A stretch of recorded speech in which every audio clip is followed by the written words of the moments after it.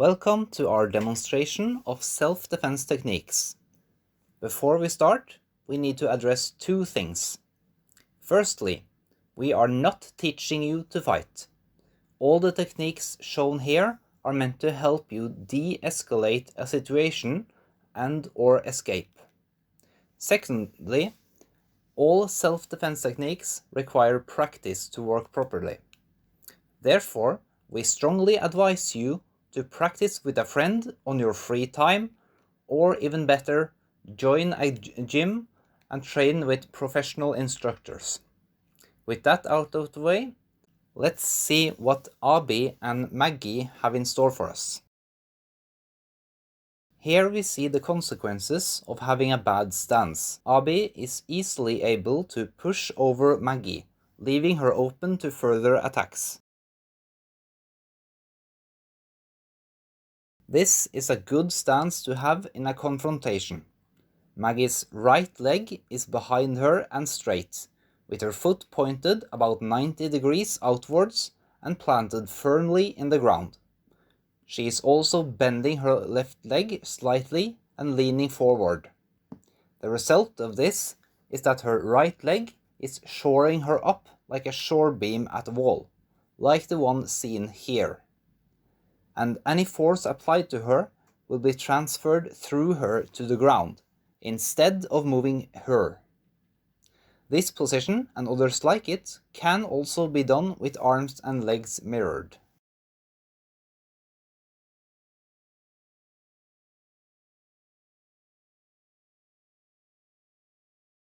Here, Maggie is using her arms to guard her head against punches, while maintaining a secure stance.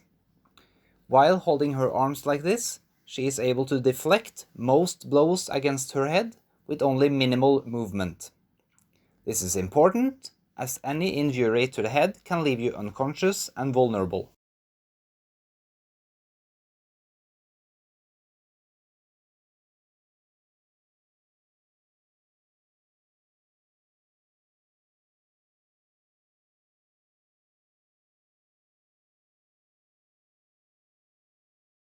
As shown, while in this stable stance, Maggie is able to use one arm to keep her aggressor at arm's length, thereby giving her control of the situation and keeping her safe.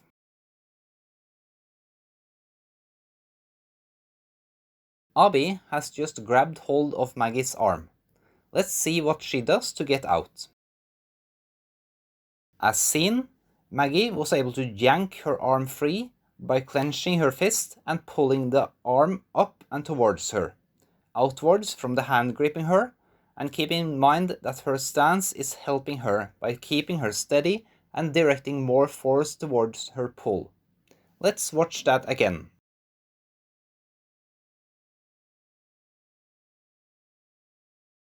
Now, Abi has Maggie in a two-handed grab. The technique for escaping is the same as for a one-handed grab, but this time she will also be using her other arm to give her pull some extra force.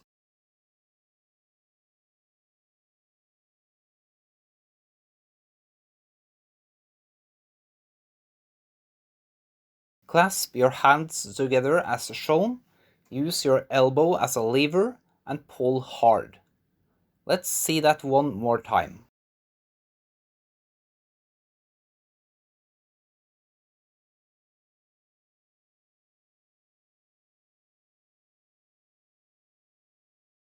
Remember to always step back with your hand extended in a blocking stance until you are a safe distance away.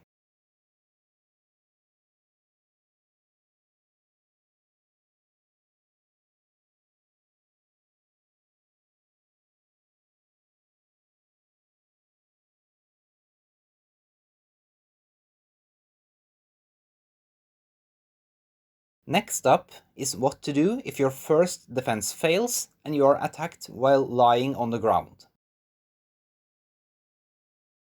Your first option here is to use your legs to keep your opponent away from you. With your legs tucked in, they form a solid defense against any attacker, and prevents them from coming closer to your head and other vital areas, until you are able to push or kick them away.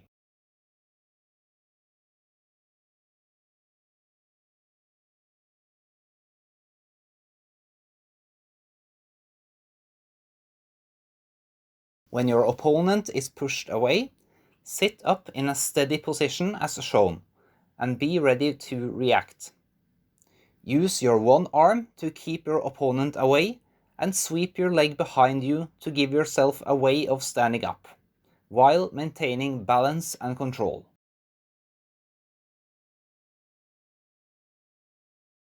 Let's see all of that again.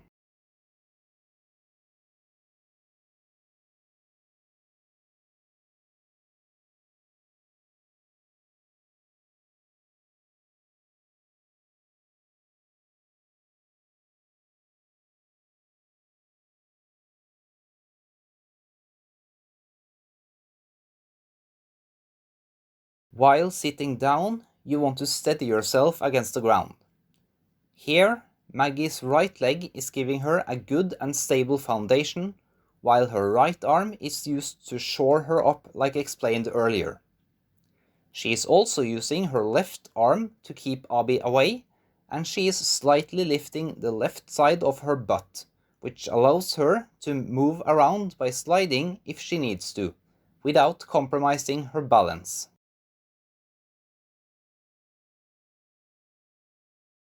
As we can see, her right leg is a crucial part of her sitting stance. The moment she lifts it slightly from the floor, her foundation is gone and she is easily pushed over.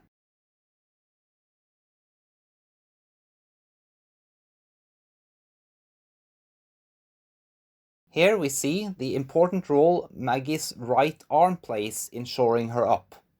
The moment she lifts it, she is no longer supported against Abi's push, and all the force is being held back by the muscles in her abdomen, which easily fails and allows her to be pushed over.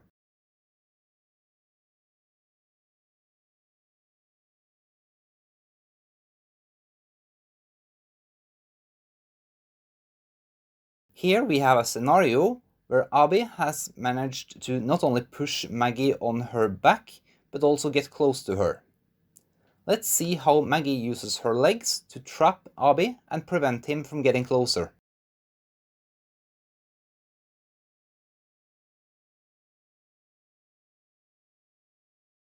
As Maggie is showing us, while trapping your opponent like this, you should lift your hips.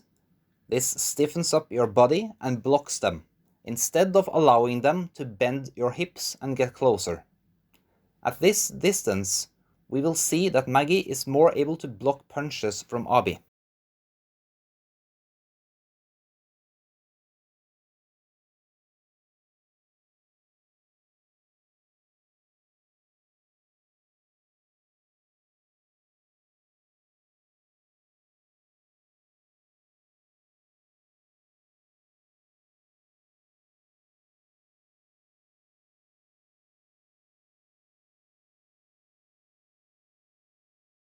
So, a lot happened here. Let's do a quick summary. Maggie first uses her hands to push Abi away to give her legs more room. She then uses her legs, with more shoring up with her right arm, to push Abi further away to give herself even more space, while at the same time using the push to sit herself up in a stable position. Finally, she uses her left arm to keep Abi at a distance while sweeping back her right leg to a standing stable position.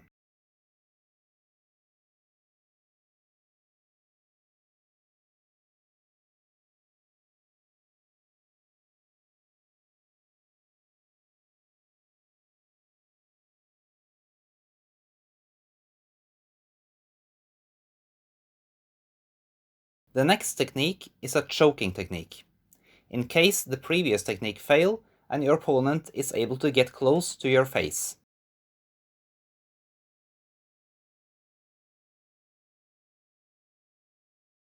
First, Maggie moves her head away and drags Abi back, locking him in place and giving her full access to his back.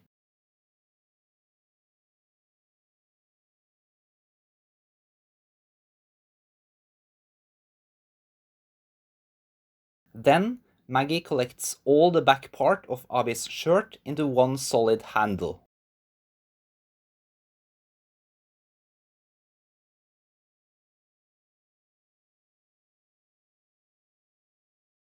Next, Maggie holds onto Abi's shirt with her left hand while pushing her right hand under his throat and grabs the shirt on her left side, palm side up.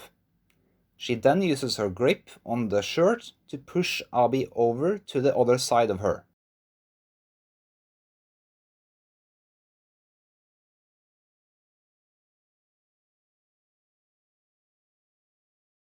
Now, Maggie moves her left hand in the same manner to her right side and grabs Abi's shirt on her right side.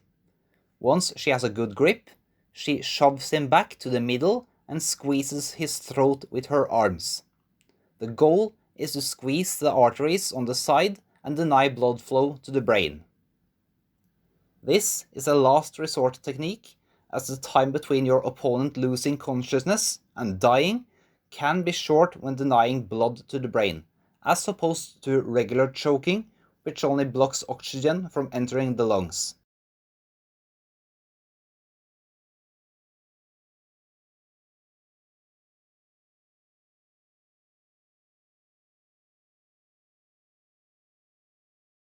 The last two techniques are for breaking an opponent's grip around you from behind. First, Abi has Maggie in a grip from behind, where her arms are still free. First, Maggie steadies herself in a stable position.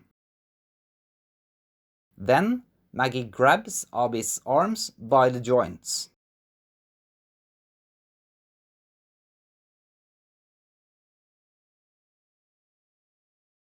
Finally, Maggie uses her hips to thrust out and push Abi's grip downward, breaking it, taking care to control his arm until she is out of reach.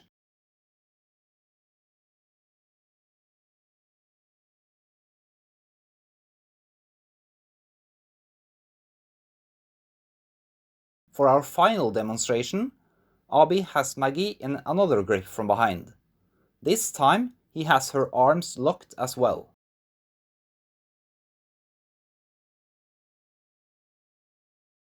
Maggie sits down as if sitting on a chair. She then steps out to the right with her right foot and moves her left foot around and behind Abi. She now has leverage to push him so he falls on his back.